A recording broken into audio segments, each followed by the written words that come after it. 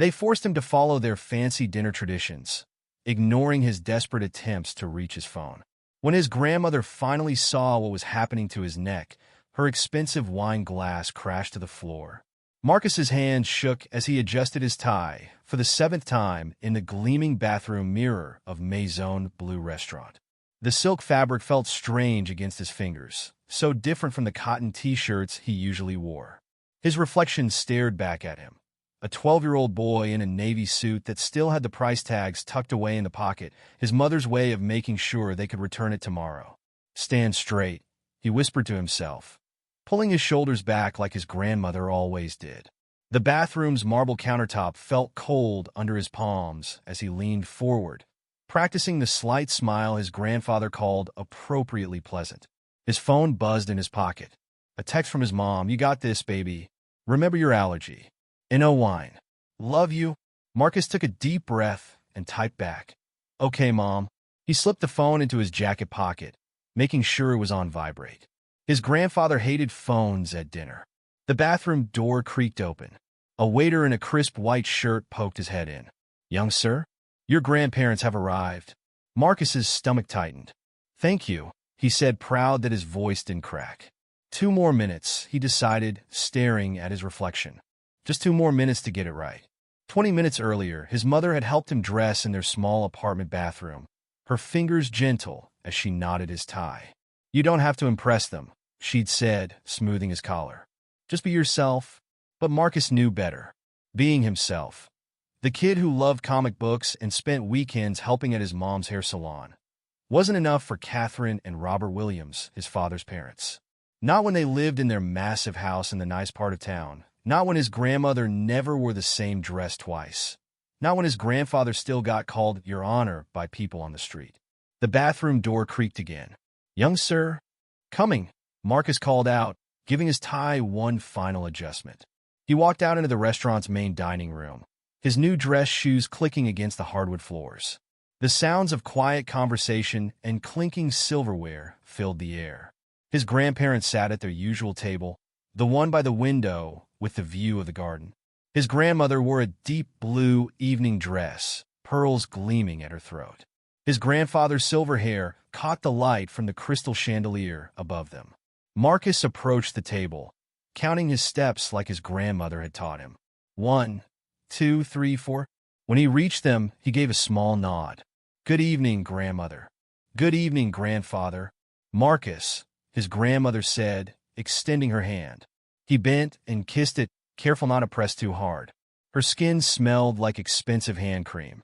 "You're 3 minutes late." "I apologize," he said, the words stiff on his tongue. Traffic was. A gentleman, his grandfather cut in, accounts for traffic in his planning. He gestured to the empty chair. "Sit." Marcus sat, keeping his back straight, remembering all the rules.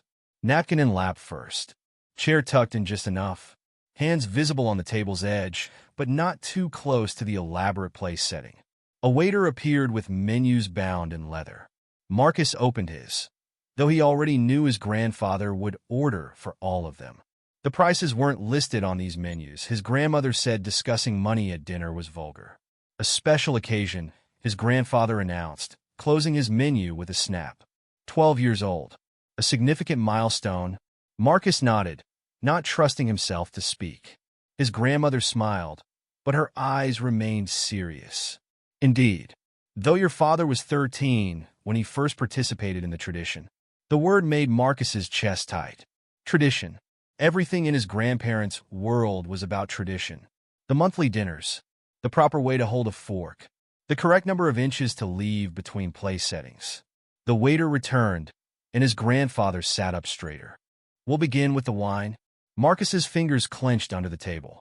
His mother's voice echoed in his head. "Remember your allergy." "No wine?" "The 1982 Bordeaux," his grandfather told the waiter. 3 glasses. He looked at Marcus. "Your father had his first taste of wine at this very table.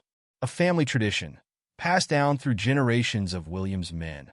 Marcus watched the waiter disappear toward the wine cellar. His phone felt heavy in his pocket, his mother's warning text burning against his leg. He should say something now. Tell them about the allergy. Explain why he couldn't participate in this tradition. But then his grandmother reached across the table and patted his hand, her diamond rings catching the light. "You look so much like him," she said softly. "Your father would be proud to see you taking your place in the family traditions." His grandfather's face softened for a moment. Indeed, Edward always understood the importance of maintaining our standards. He straightened his silverware, though it was already perfect. Even in these modern times, certain things must be preserved. Marcus knew what his grandfather meant by modern times. He meant the neighborhood where Marcus and his mom lived. He meant the public school Marcus attended. He meant everything that wasn't part of their carefully maintained world of traditions and proper behavior. The waiter returned, carrying a dusty bottle with reverence. Marcus watched as his grandfather examined the label, nodding in approval. The cork came out with a soft pop that seemed to echo in Marcus's ears. The dark red liquid splashed into the crystal glasses, and Marcus could smell it from where he sat, rich and heavy. His throat already felt tight, but maybe that was just fear. "Now," his grandfather said, lifting his glass, "shall we begin your introduction to the sophisticated pleasures of life?" Marcus stared at the wine glass in front of him, his reflection distorted in the crystal. In it, he saw his father's face, or what he remembered of it from photos. The same eyes, the same nose, the same responsibility to carry on the Williams family name and all its traditions. The waiter hovered nearby, waiting to take their dinner orders. His grandmother adjusted her pearls. His grandfather held his wine glass expectantly. And Marcus sat there, trapped between the world of his mother's warnings and his grandparents' expectations, knowing that his next decision would change everything. The wine glass sat untouched in front of Marcus as his grandfather launched into his usual ritual. Robert Williams held the glass up to the light, turning it slowly as he examined the wine's color. "Notice the deep ruby tones," he instructed Marcus. "The way it catches the light. This is how you determine the wine's age and quality." Marcus nodded mechanically, his phone pressing against his leg through his pocket. He needed to text his mom, but his grandfather's voice stopped him. "Young man, proper dining etiquette requires your full attention." Robert's voice carried the same authority it had held in his courtroom years ago. "Watch closely." The grandfather swirled the wine in his glass, demonstrating the proper technique. "Observe how it clings to the sides.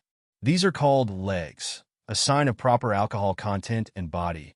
Marcus's grandmother set her own glass down. "Perhaps we should order first, Robert. The boy needs food in his stomach." The waiter materialized beside their table, notepad ready. Robert waved his hand dismissively. "The usual for my wife and me. Marcus will have the same." "Very good, sir. The duck breast for everyone." Marcus's stomach churned. He hated duck. The waiter disappeared before he could speak up. His hand crept toward his pocket, fingers brushing against his phone. One quick text to his mom. "Just 5 seconds. Marcus." His grandfather's voice cracked like a whip. "Phones do not belong at the dinner table.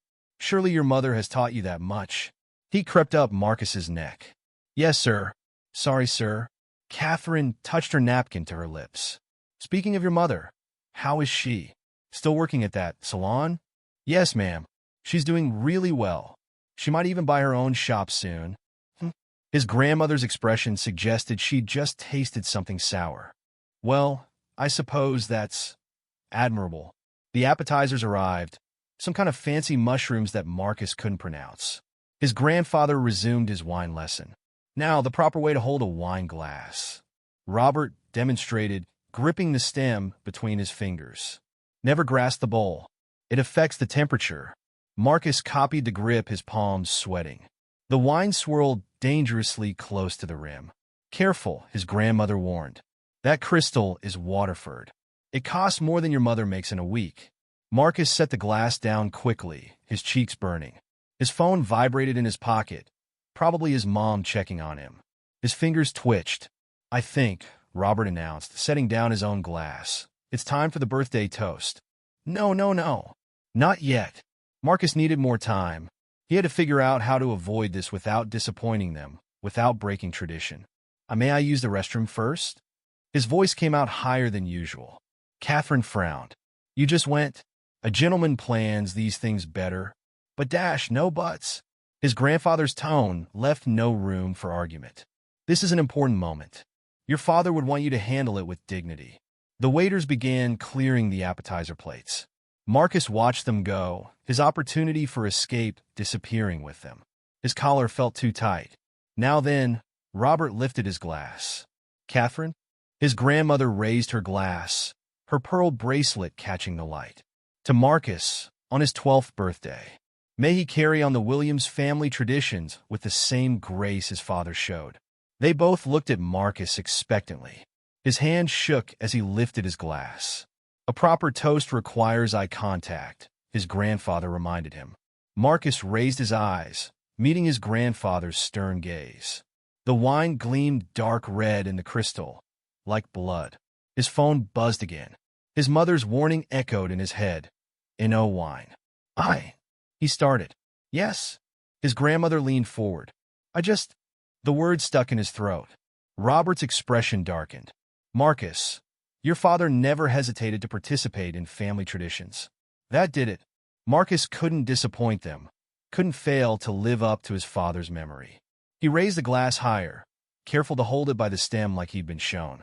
To family, his grandfather said firmly. To family, his grandmother echoed. Marcus lifted the glass to his lips. The wine smell filled his nose, rich, heavy, threatening. One small sip. That's all they wanted. One small sip to honor his father, to prove he belonged in their world. The crystal touched his bottom lip. A drop of wine, just one, slipped onto his tongue. His throat tingled. Behind him, the waiter approached with their main course. His grandmother was saying something about proper wine appreciation. His grandfather watched him with approval. And in his pocket, his phone buzzed one more time. Too late to matter. The tingling spread. Marcus set down the glass, trying to keep his hand steady. His collar felt tighter than ever. Was it harder to breathe? Or was he imagining it? Well, his grandfather raised an eyebrow. What do you think? Marcus opened his mouth to respond, but the words wouldn't come. His tongue felt thick. The first spot of red appeared on his wrist, just visible beneath his shirt cuff. His grandmother was still talking about wine regions and proper vintages. His grandfather nodded along, satisfied that another Williams man had been properly initiated into family tradition. And Marcus sat silently between them, feeling the rash spread across his skin, knowing things were about to get much, much worse. Robert Williams stood, commanding the attention of nearby diners. His wine glass caught the light as he raised it, his voice carrying the weight of years on the bench. Today marks a momentous occasion, he began, looking down at Marcus. The continuation of a tradition that spans generations of the Williams family. Marcus tried to focus on his grandfather's words, but the itching had started. First his wrist, then creeping up his arm.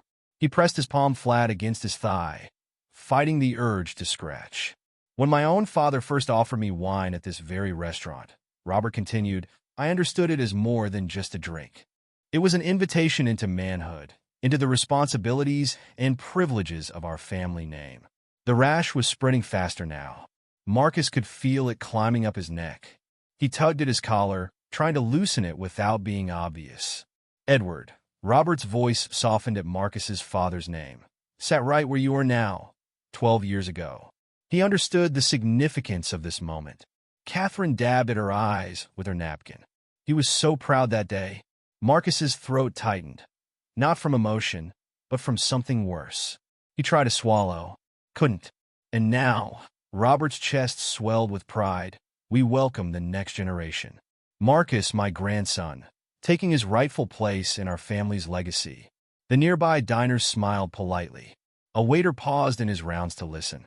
Marcus saw them all through increasingly blurry vision. To Marcus, Robert raised his glass higher. May you carry our name with the same dignity and grace as your father before you.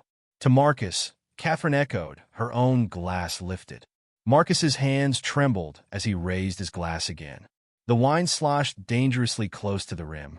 His grandfather's eyes narrowed at his shaking grip. Steady now, Robert warned. Control is essential. Marcus tried to steady his hand. The room felt too hot. Sweat beaded on his forehead. A proper toast requires a proper drink, his grandfather instructed. Not just a sip. Show us you understand the significance of this moment. The crystal touched Marcus's lips again. He could feel his grandmother's eyes on him, expectant. His grandfather's stern gaze demanded compliance. The wine slid into his mouth. More than a drop this time. His throat seized immediately. Good. Robert nodded approvingly. Now let it rest on your tongue. Appreciate the complexity. Marcus couldn't swallow, couldn't breathe. The wine sat in his mouth like poison. Marcus? Catherine's voice carried a note of concern. Are you all right, dear? You've gone quite pale. He managed to swallow the wine. The effect was immediate. His throat closed tighter. The rash blazed across his skin like fire. Just nervous. Robert waved off his wife's concern. I was the same way at my first toast. Sit down, boy. The main course is arriving. Marcus sank into his chair. The room spun slightly. He needed his phone, needed to call his mom, needed help. His hand crept toward his pocket. Marcus Edward Williams. His grandfather's voice cut through his panic. What did I say about phones at the dinner table? I just...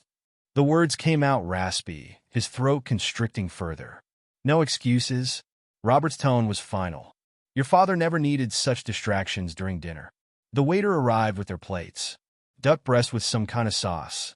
The smell hit Marcus's nose, but he couldn't process it. Everything was starting to blur. Proper posture, Catherine reminded him sharply. You're slouching. Marcus tried to sit up straighter. His chest felt tight. Each breath came shorter than the last. Now then, Robert picked up his fork and knife, demonstrating proper form. Watch how I cut the meat. There's an art to it. Marcus nodded mechanically, his vision swimming. The rash had reached his face now. He could feel the heat in his cheeks. Are you wearing cologne? His grandmother suddenly asked, frowning. Your neck looks quite red. No. Marcus wheezed out. Speak up, his grandfather commanded. Clear diction is the mark of good breeding. Marcus opened his mouth, but no words came. His tongue felt swollen. Black spots danced at the edges of his vision. Really, Catherine sighed, if you can't handle a simple dinner conversation, how do you expect to dash? She stopped mid-sentence, her eyes fixing on Marcus's neck. The rash had spread past his collar, angry red welts clearly visible against his dark skin. Marcus!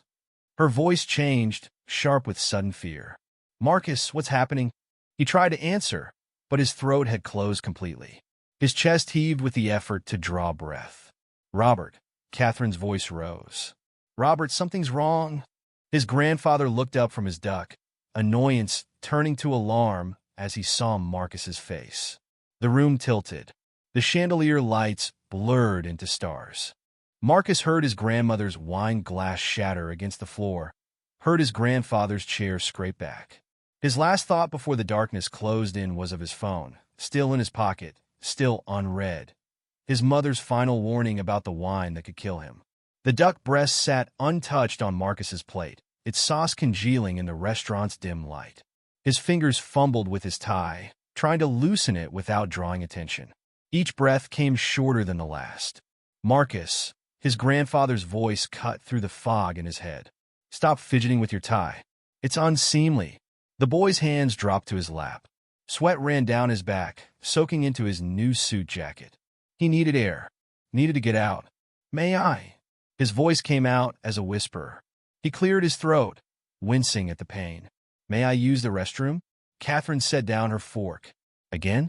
Honestly, Marcus, these constant interruptions dash. Let him go. Robert waved his hand dismissively. But quickly. We haven't finished discussing your school performance. Marcus stood, his legs shaking. The bathroom seemed miles away. One step. Another. The room tilted slightly. And stand up straight, his grandmother called after him. You're slouching again. He made it 3 steps before his grandfather's voice stopped him. Marcus, your napkin. Right. The napkin belonged on the chair, not dropped on the floor. Marcus turned back, every movement causing his dress shirt to scrape against the growing rash. As he bent to retrieve the napkin, his phone slipped from his pocket, clattering onto the hardwood floor. Robert's face darkened. Bring that here, please, Marcus wheezed. I just need a dash here. Now. Marcus picked up the phone with trembling fingers. The screen lit up. 7 missed texts from his mom. 3 missed calls. His grandfather snatched the phone away. Disgraceful. Your father never needed such constant communication. But Dash, sit down. Robert's tone left no room for argument. This dinner is about family tradition, not whatever social media emergency you're having. Marcus sank back into his chair, his chest tightening further. The rash burned beneath his collar, spreading across his chest and back. Now then, his grandfather began, launching into a lecture about proper dinner etiquette. When I was your age. Marcus tried to focus on the words, but they blurred together. His tongue felt too big for his mouth. Each breath whistled slightly. Catherine peered at him across the table. Are you listening to your grandfather? He nodded, not trusting his voice. Verbal responses, Marcus, Robert snapped. We've discussed this? Yes, sir. The word scraped past his swollen throat. His grandmother frowned. You sound strange. Are you coming down with something? Another head shake. His vision blurred at the edges. Words, Marcus. His grandfather's fist hit the table, making the silverware jump. How do you expect to succeed in life if you can't manage basic conversation? Marcus opened his mouth to respond, but only a wheeze came out. His hands clutched the edge of the table. Really? Catherine sighed, cutting in her duck. I don't understand why these dinners are so difficult for you. Your father Dash, Mom. The word came out as a gasp. Both grandparents stared at him. I beg your pardon? Robert's voice could have frozen water. Need? Mom. Marcus's fingers scrabbled at his collar. If you think calling your mother will excuse this behavior, Dash. Robert, Catherine interrupted, her eyes fixed on Marcus's face. Something's wrong. The boy's lips had taken on a bluish tinge. His chest heaved with each attempted breath. He's just working himself up, Robert dismissed. Edward went through a similar phase. Remember? All those complaints about not feeling well during formal occasions? But Catherine had set down her fork, her practiced composure cracking. Marcus? Darling, what's happening? He tried to reach for his phone, still clutched in his grandfather's hand. The movement sent him lurching forward, knocking over his water glass. Control yourself, Robert thundered. Water soaked into the tablecloth. Marcus's vision swam. He could hear waiters approaching, their shoes clicking on the hardwood floor. Is everything all right? A server asked cautiously. Fine, Robert answered curtly. Just a childish display of dash, his words cut off as Marcus's fork slipped from nerveless fingers, clattering against the plate. The boy's hands shook violently as he tried to brace himself against the table. Marcus? Now there was real fear in his grandmother's voice. Marcus, look at me. He tried. The chandelier lights had multiplied, spinning in his darkening vision. His chest felt like it was caught in a vice. Need? He wheezed. Phone? Mom? Absolutely not. Robert began, but Catherine cut him off. Give him the phone, Robert. Catherine, this behavior cannot be rewarded, dash. Give him the phone. The other diners turned to stare. Catherine Williams hadn't raised her voice in public since 1982. But before Robert could respond, Marcus slumped forward. His face hit the table inches from his untouched duck breast. Oh, God! Catherine stood so quickly her chair toppled backward. Oh, God, look at his neck! The rash had spread up past his collar. Angry red welts clearly visible against his dark skin. His lips were definitely blue now. He can't breathe. Catherine's voice rose in panic. Robert, he can't breathe! The restaurant had gone silent. Marcus could hear it all as if from a great distance. His grandmother's rising hysteria, his grandfather's chair scraping back, the murmur of concerned diners. Call 911, someone said. Does anyone have an EpiPen? Is he allergic to something? The voices swirled together as darkness crept in from the edges of his vision. His last conscious thought was of his mother's text messages, still unread on the phone in his grandfather's hand. Then everything went black. Sweat trickled down Marcus's forehead, dripping onto the pristine white tablecloth. The spots spread like tiny ink stains, each one marking another second he couldn't breathe. Marcus! Catherine's voice seemed to come from far away. You're sweating through your suit? He couldn't respond. His shirt collar felt like it was made of barbed wire, cutting into the swollen flesh of his neck. Robert's stern voice cut through the fog. "Sit up straight. You're embarrassing us." Marcus tried. His muscles trembled with the effort. The silverware in front of him had multiplied. Now he saw 3 forks for water glasses, all of them blurring together. The fork slipped from his fingers, clattering against the plate. The sound echoed in his ears like a gunshot. "For heaven's sake," Robert muttered.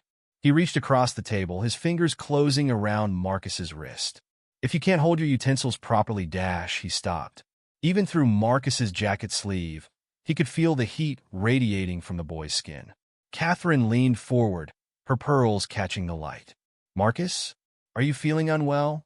He tried to nod, but his neck wouldn't move. The rash had spread, turning his skin into a battlefield of angry red welts. "Perhaps," his grandmother said slowly, "we should call your mother." "Nonsense." Robert's voice was firm, but his eyes had lost some of their certainty. "The boy is just overwhelmed. Edward used to get worked up at formal occasions too, remember?" Marcus's vision blurred. The chandelier above their table stretched and twisted, its lights multiplying like stars. He tried to take a deep breath, but his throat had closed to a pinhole. A waiter approached their table. "Is everything all right here?" "Fine," Robert said automatically. "Just dash." He stopped as Marcus's water glass tipped over, spilling across the tablecloth. The boy hadn't even tried to catch it. His hands lay limp at his sides, shaking uncontrollably. "Marcus?" Now there was real fear in Catherine's voice. "Marcus, look at me." He couldn't. The room was spinning too fast. Black spots danced at the edges of his vision. Catherine reached across the table, her manicured fingers brushing his forehead. She jerked back as if burned. "Robert, he's on fire." Other diners were starting to notice. Whispers rippled through the restaurant like waves. "Is that boy all right? Should someone call an ambulance? Look at his face." Marcus could hear them all, their voices mixing together into a dull roar. His throat felt like it was filled with broken glass. Each breath came shorter than the last. "Mom." The word came out as barely a whisper. "What did he say?" Catherine leaned closer. "Need? Mom." Robert's face hardened. "Control yourself. This is exactly why these dinners are necessary. You need to learn Robert." Catherine's voice cut through his lecture like a knife. "Look at his neck." The rash had crept above his collar, spreading across his jaw like wildfire. His lips had taken on a bluish tinge. "Dear God," Robert whispered. Marcus tried to reach for the phone, still sitting on the table where his grandfather had placed it. His arm wouldn't move. Nothing would move. The chandelier lights exploded into 1,000 points of light. The room tilted sideways. "Marcus!" His grandmother's voice seemed to come from underwater. "Marcus!" He slumped forward, his forehead hitting the edge of his plate. The fine china crashed to the floor, shattering. Someone screamed. Maybe his grandmother. Maybe one of the other diners. "Call 911. Robert's voice had lost all its judicial authority, replaced by raw panic. "Does anyone have an EpiPen?" Catherine was standing now, her voice carrying across the restaurant. "Please, he's having some kind of reaction." Marcus could feel hands on him, trying to hold him upright. His grandfather's voice, no longer stern but terrified. "Stay with us, boy. Stay with us." His grandmother was crying, her perfectly applied makeup running down her cheeks. "Like Edward. Oh God, just like Edward." The last thing Marcus heard before consciousness slipped away was the sound of approaching sirens, wailing in the distance like a mourning dove. Then darkness took him, and he heard nothing at all. The sound of shattering glass cut through the restaurant's elegant atmosphere as Catherine's wine glass hit the floor. Red wine spread across the hardwood like blood, seeping into the cracks between the boards. "Allergy," Marcus wheezed, the word barely audible. "Wine allergy?" Catherine's face went white. Her hands flew to her throat, clutching her pearls. "What did you say?" "Like, Dad." Marcus's words came out in gasps. "Same allergy." Robert stood so quickly his chair toppled backward.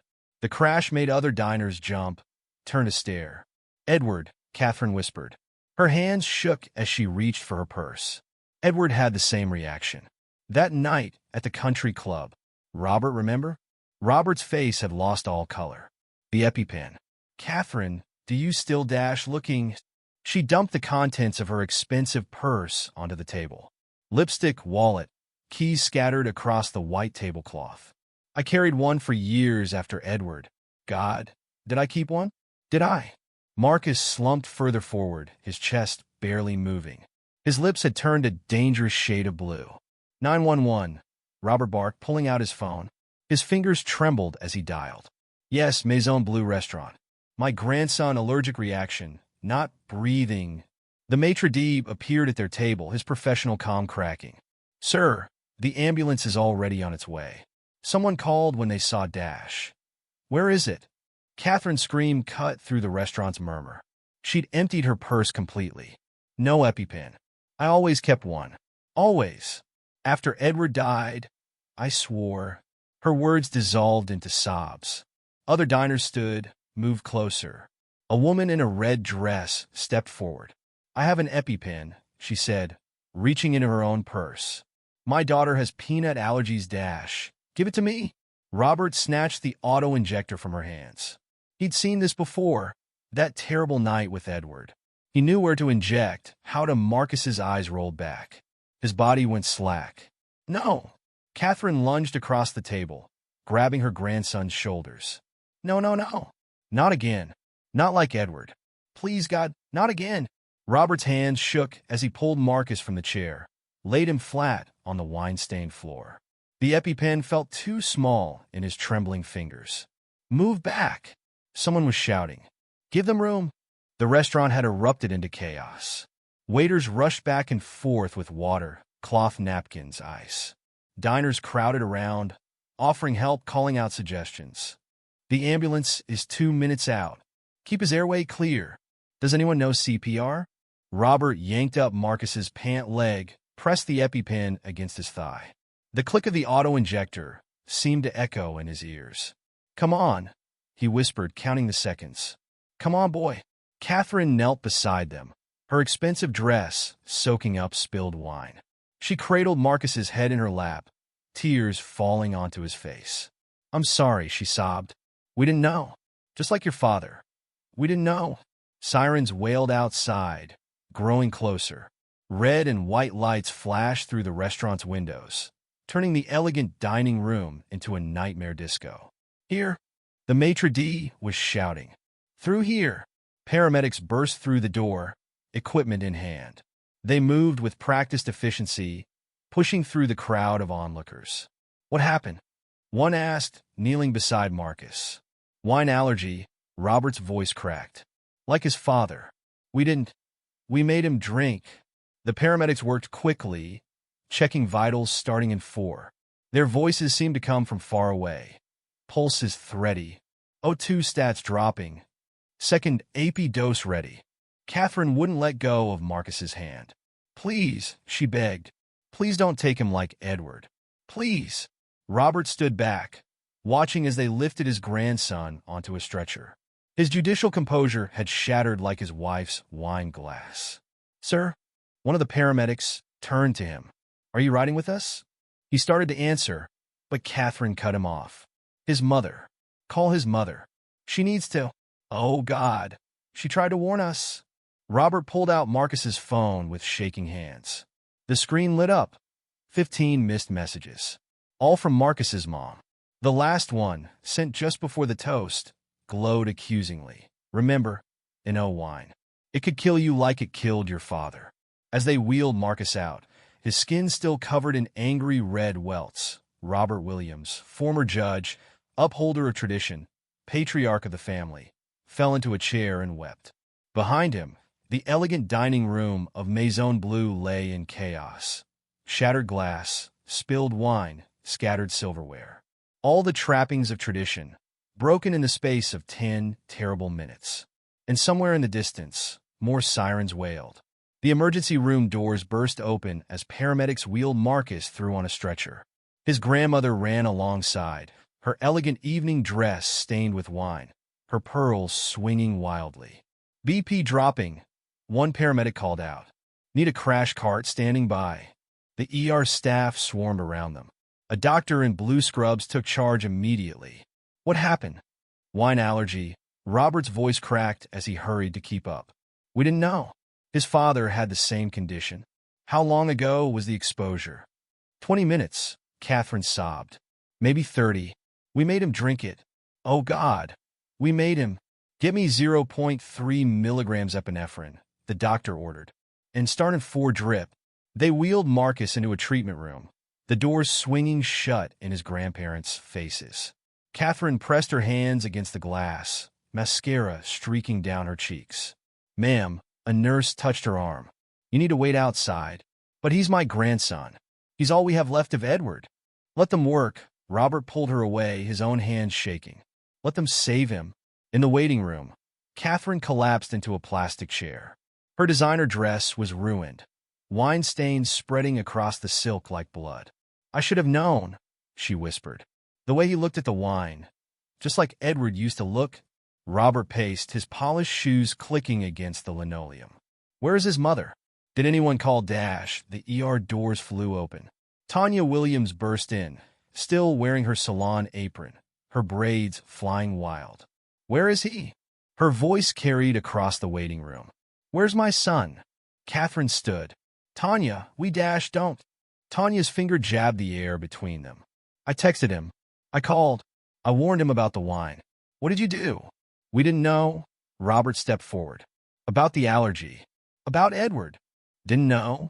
Tanya's laugh was bitter. I told you. Years ago, I told you how Edward died. But you didn't listen. You never listened to the hairstylist who wasn't good enough for your son. Catherine flinched. Please, we Dash, family tradition?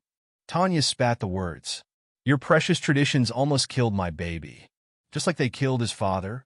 A doctor emerged from the treatment room. They all turned. Marcus Williams's family? I'm his mother. Tanya stepped forward. How is he? He's stabilizing. The epinephrine is working, but we'll need to keep him overnight for observation. His throat was severely constricted. Can I see him? The doctor nodded. Briefly. He's still groggy, but Tanya was already moving, pushing through the doors. Catherine started to follow. Family only right now, the doctor said firmly. But we are family, Catherine protested. We're his grandparents. The same grandparents who caused this? Tanya turned back, her eyes hard. Stay away from my son. The treatment room door closed behind her. Catherine sank back in her chair, sobbing quietly. Robert stood frozen, his judicial authority useless against the weight of what they'd done. Inside the room, Tanya rushed to Marcus's bedside.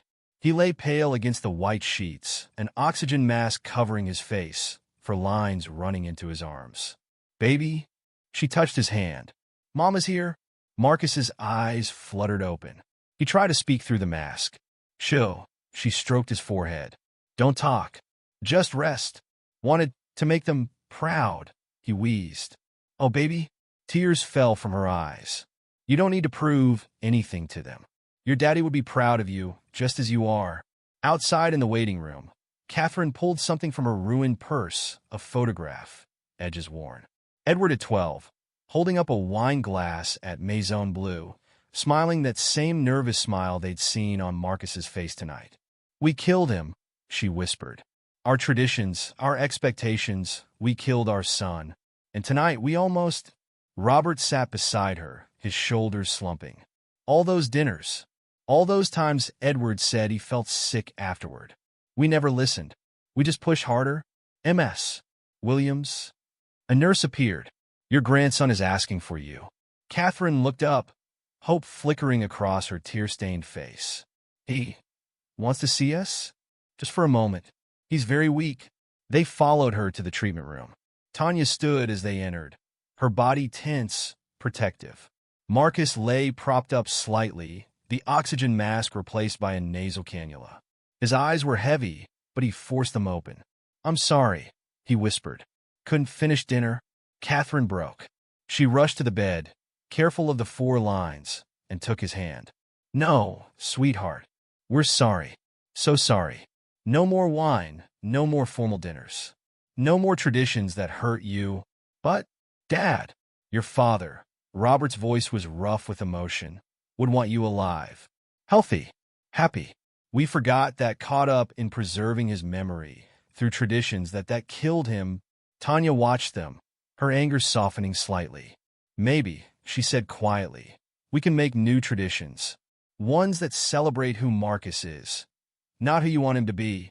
Catherine nodded, squeezing Marcus's hand. Yes, new traditions. Safe ones. Starting with getting you well, Robert added. He pulled Marcus's phone from his pocket, placed it on the bedside table. And never ignoring your mother's warnings again. Marcus's eyes drooped. The medication was pulling him under. Rest now. Tanya smoothed his forehead. We'll all be here when you wake up. As Marcus drifted off, his breathing finally easy, 3 generations of the Williams family stood around his bed. The weight of old traditions lifting, making room for new ones to grow. Outside the hospital windows, dawn was breaking over the city. A new day, a new chance, a new way forward. Hospital fluorescent lights cast harsh shadows across Marcus's room as he slowly woke. The antiseptic smell burned his nostrils, but at least he could breathe now. His throat felt raw, but open. There's my boy. Tanya smiled from the chair beside his bed. She looked exhausted, still wearing her salon apron from the night before. Mom? His voice came out scratchy. How long was I? About 12 hours. She reached for a cup of iced chips. Here, these will help your throat. As she spooned ice into his mouth, the door opened. Catherine and Robert stood awkwardly in the doorway, looking nothing like the imposing figures from last night's dinner. His grandmother's makeup was smeared, her designer dress wrinkled. His grandfather's silver hair stuck up in odd directions. May we? Robert asked quietly, looking at Tanya. She nodded, but her hand stayed protectively on Marcus's arm. They entered slowly, carrying a cardboard box. Catherine set it on the bedside table. We went home, she said, her voice rough from crying, and found these. She opened the box, pulling out old photographs. Marcus leaned forward, curious despite his exhaustion. Your father, she handed him the first photo. At your age. The image showed a young boy in a suit, sitting stiffly at a formal dinner table. He had Marcus's eyes, his nervous smile. This was his first wine ceremony, Robert said quietly. Look at his face. The same discomfort we saw in you. We thought it was just nerves. Catherine pulled out another photo. 2 hours after that dinner. We found him in the bathroom, struggling to breathe. Just like she couldn't finish. We took him to the hospital. Robert's judicial voice cracked. Told them he must have eaten something wrong. Our son couldn't have a common alcohol allergy. Not a Williams.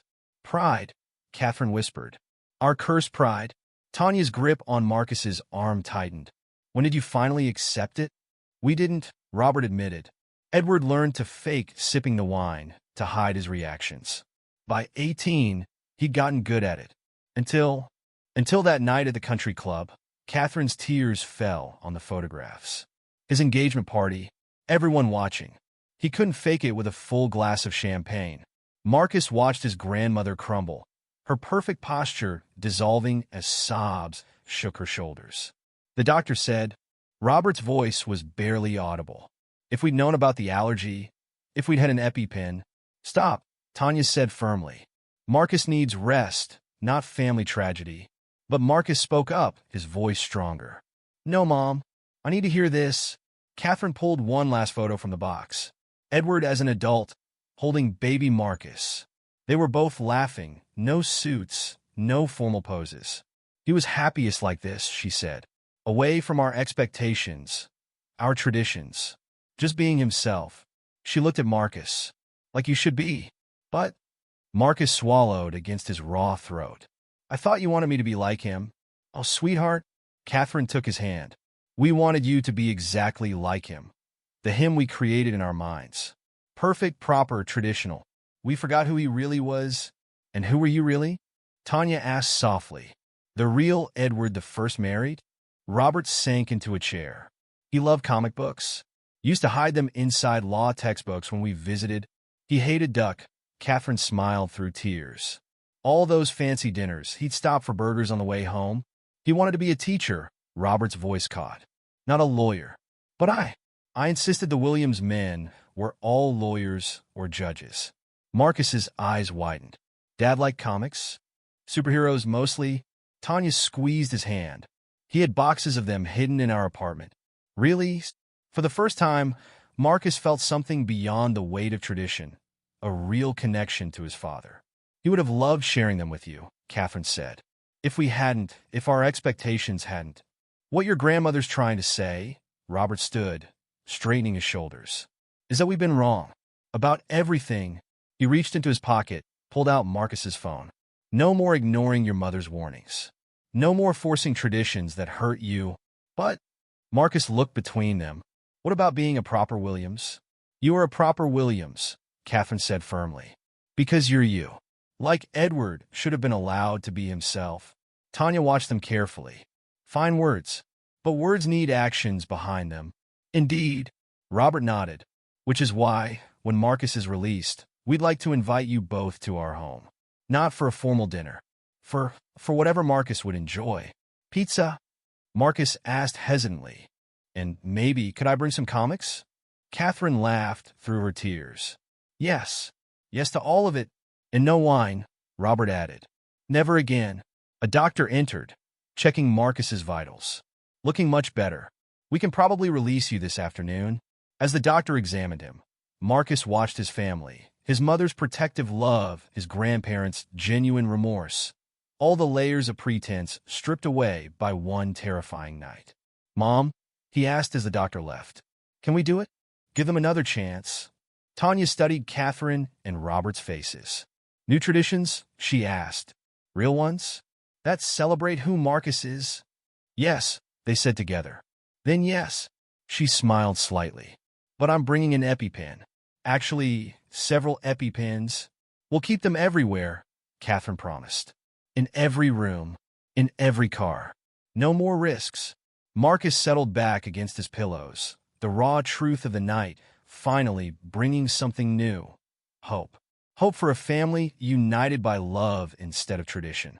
Hope for connections based on who they really were, not who they pretended to be.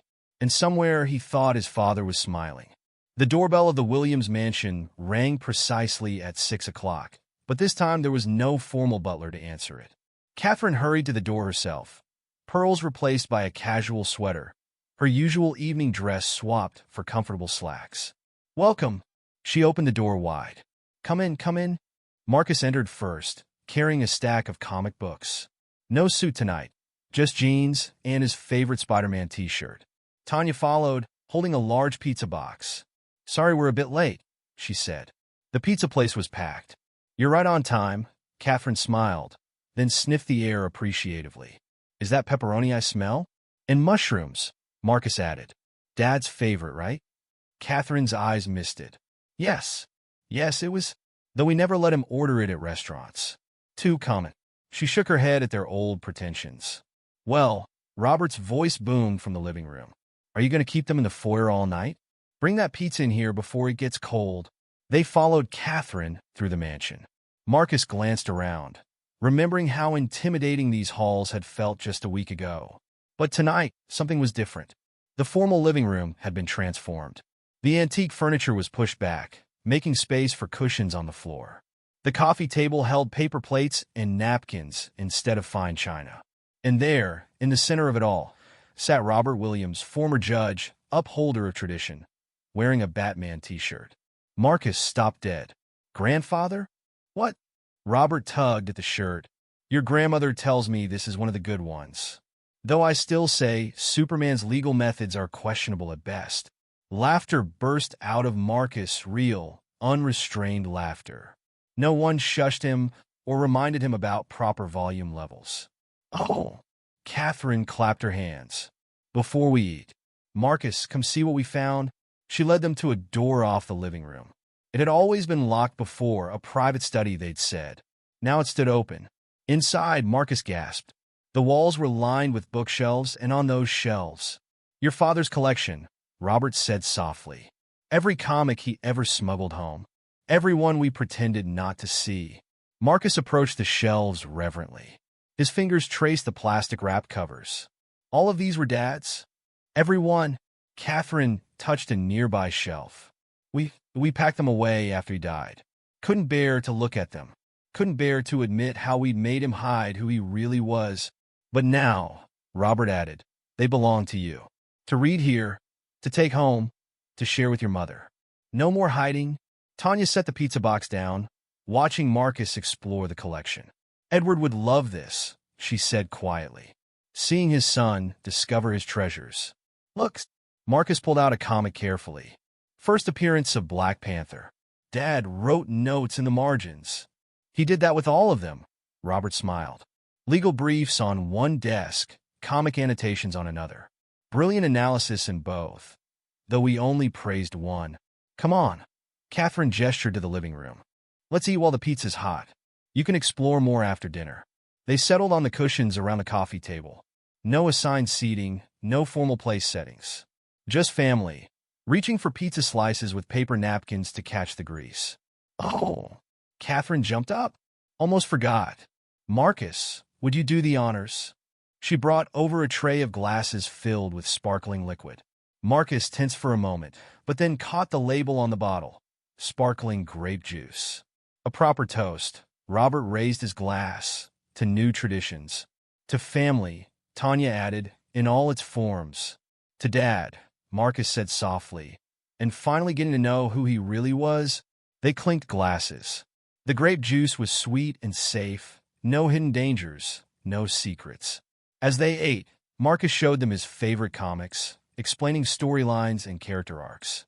Robert asked surprisingly insightful questions about superhero legal procedures.